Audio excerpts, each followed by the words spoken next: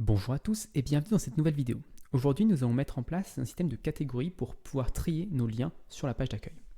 Donc pour faire ça, on va essayer de faire quelques modifications. La première, c'est de rajouter ici une catégorie qui va être une chaîne de caractères pour le moment. Alors j'aimerais bien que ce soit un enumerate, que ce soit plusieurs catégories possibles, mais pour le moment, on va mettre chaîne de caractères pour que ce soit assez dynamique et après on verra si on peut faire les choses autrement.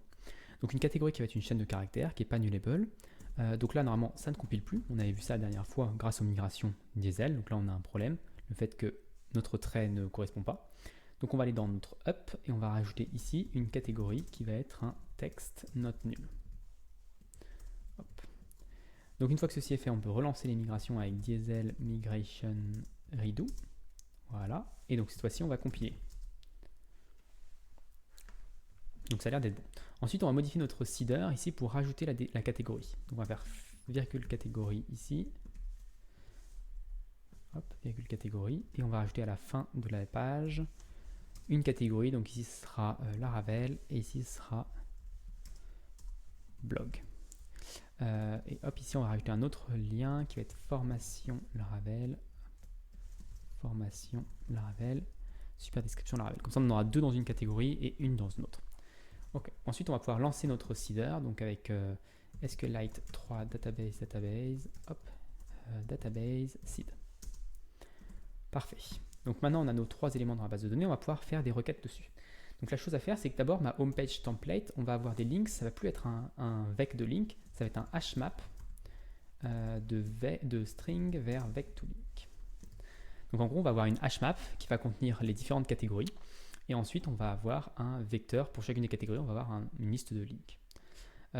Pour ça, il faut inclure les hashmaps. Donc je crois que c'est dans std collection hashmap, si je ne dis pas de bêtises. Et normalement, là, on devrait avoir la compilation qui nous donne des informations. Voilà, donc il nous dit qu'on n'arrive pas à avoir de file template. Okay.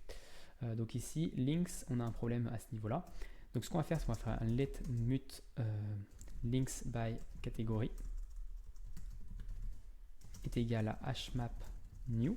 Donc on va créer un nouvel hashmap. Et donc on va faire for link in links. On va rajouter... alors je ne sais même pas si ça se fait comme ça. Je ne me rappelle même plus comment on fait des for en Rust, mais bon, il va nous le dire. Donc là on va créer links by category. Entry. Si je ne dis pas de bêtises, on prend entry de link.category. Il va falloir que je regarde un petit peu la documentation des hashmap Rust parce que je ne me rappelle plus trop exactement des types, enfin des fonctions qui existent pour modifier. Donc l'idée c'est de prendre une entry, voilà ici, or insert, voilà, donc or insert, donc c'est ce que je cherchais.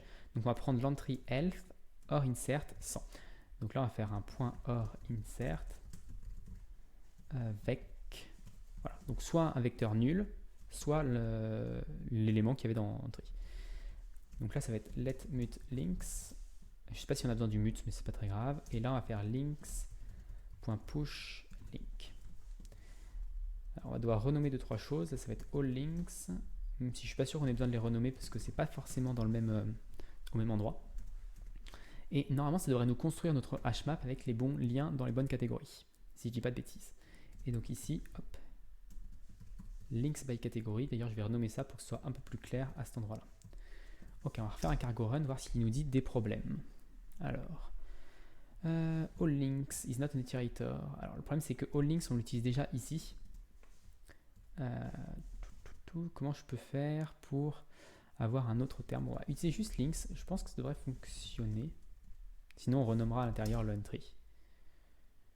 Unknown field. Available field, links by category, flash message. Donc là, il nous dit que dans le template, on a un problème, on a links by category, links qui n'est pas connu, et on a accès à links by category. Donc là, c'est très bien, on a des erreurs qui nous guident, on ne peut pas faire d'erreur à ce niveau-là. On va dire que ici, on a for links in links, donc la différence, c'est qu'on va devoir un autre for. On va avoir un for links in category in links in categories. Alors la question c'est, on doit récupérer la catégorie et l'élément. Donc comment on fait un for sur, voilà, ici. Donc Viking Health, Viking Health, Viking New, donc on a le nom ici, et puis ensuite, donc on a la catégorie qui va être ici, et ensuite on va voir links. Voilà. Donc ça, c'est bon. On a ensuite notre autre boucle for ici, et on ferme à cet endroit-là. Et avant tout ça, on va mettre un P de catégorie pour voir si ça fonctionne bien. Ok, est-ce que ça recompile déjà?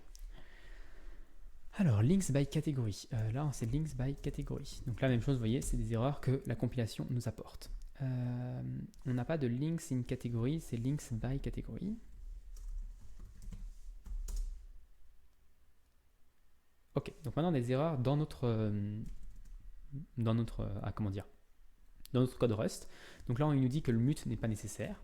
Donc, si le mute n'est pas nécessaire, on peut l'enlever. Use of move value link. Alors, link.category moved here. Link use. Alors, on va devoir cloner à certains endroits, je pense. Et ça ne me dérange pas plus que ça de faire des clones. Tout simplement parce que, bon là c'est l'air de compiler en tout cas, parce que on ne travaille pas sur les performances. De toute manière, notre code Rust sera beaucoup plus performant que n'importe quel autre code, n'importe quel autre langage qu'on peut trouver sur Internet. Donc je ne me soucie pas trop de faire un clone. Normalement c'est censé être une mauvaise pratique entre guillemets parce que ça veut dire qu'on fait une opération qui est assez coûteuse au niveau de l'informatique, mais assez coûteuse en informatique ça ne veut pas dire forcément coûteux pour tout le monde. Parce que ce que fait un clone qu'on fait ici là, à la main manuellement et qui est requis par Rust, que Rust nous demande de faire un clone ici, ou alors de trouver une autre solution, parce que c'est une opération coûteuse, c'est quelque chose que PHP fait en permanence, mais des centaines de fois, et il clone tout le temps, il copie-colle tout le temps de la mémoire, de la mémoire de chaîne de caractères, etc., d'autres endroits. Et donc c'est quelque chose, c'est pour ça que d'ailleurs PHP ou d'autres langages pas compilés ou moins bas niveau sont lents. Donc là, il nous oblige à faire cette opération-là manuellement. Alors on pourrait le faire autrement, on pourrait faire, je pense, une référence ou ce genre de choses. Mais je préfère ne pas prendre la tête et faire un clone parce que même si voilà, j'en fais un, ça sera toujours 100 fois moins que ce que fait un autre langage qui sera plus haut niveau. Donc ça ne me dérange pas ici, pour le moment, en tant qu'apprentissage en tout cas. Après, une fois que j'aurai bien compris Rust, là je pourrais commencer à aller plus loin. Toujours, je suis débutant, donc je me mets des objectifs de débutant. C'est vraiment important quand on débute avec un langage de ne pas se fixer des objectifs trop hauts, d'essayer de tout faire parfaitement. On ne pourra pas tout faire parfaitement. Donc là, si je vais sur localhost 2.8000, on va voir si ça fonctionne. Et ça a l'air de fonctionner. On a Laravel ici et on a blog ici. Donc c'est parfait, les deux éléments sont bien divisés en deux parties. Donc après, il faudra faire du design, mais ça a l'air de fonctionner. Donc vous voyez, ça c'est assez intéressant parce qu'on a pu voir que maintenant que j'ai mis en place Diesel et Askama, j'avais pas trop de marge de manœuvre. Dès que le script a compilé, dès que mon code a compilé, il n'y avait plus d'erreur et ça a fonctionné du premier coup. Tout simplement parce qu'on avait une garantie que voilà, on n'avait rien oublié. Alors que si j'étais resté sur Terra par exemple, et avec Terra, on aurait eu l'erreur au runtime. Ça aurait compilé avec le mauvaise variable et on aurait eu une erreur lors de l'affichage. Donc là vraiment une garantie et je suis plutôt satisfait de comment ça rend maintenant parce que c'est pas si compliqué que ça. Alors on a un petit code qui est un petit peu compliqué, il y a sans doute des fonctions Rust qui permettent de faire ce genre de choses, un group by, c'est une opération qui est assez commune, donc peut-être qu'on peut faire mieux. Là ici aussi c'est pas très propre, c'est un peu plus verbeux, mais on pourrait sans doute l'encapsuler dans des fonctions pour que ce soit plus propre au niveau du contrôleur. Donc pour l'instant ça me dérange pas, je trouve que c'est du code qui est quand même assez lisible et en tout cas on a pas mal de garanties au niveau des templates et de la base de données, donc c'est vraiment agréable. Donc voilà pour cette vidéo, j'espère qu'elle vous a plu. Si elle a plu, n'hésitez pas à vous abonner et à la partager. Et moi je donne rendez-vous très rapidement pour la suite de cette série sur Rust et Rocket.